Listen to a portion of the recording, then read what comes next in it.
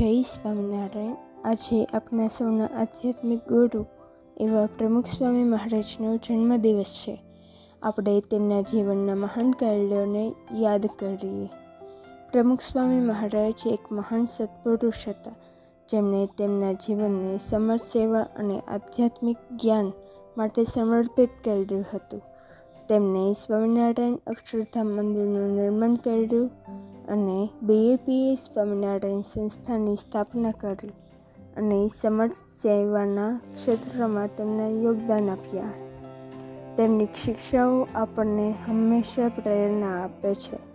તેમણે શીખવ્યું છે કે સેવા, સમર્પણ અને પ્રેમ એ જીવનના સૌથી મહત્વપૂર્ણ પાસાઓ છે.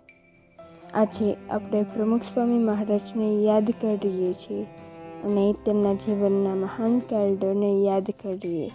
આપણે તેમના આધ્યાત્મિક જ્ઞાનને અનુસરીને એક સારું જીવન જીવવા માટે પ્રયત્ન કરીશું. બાપા જન્મદિવસની ખૂબ ખૂબ શુભેચ્છાઓ.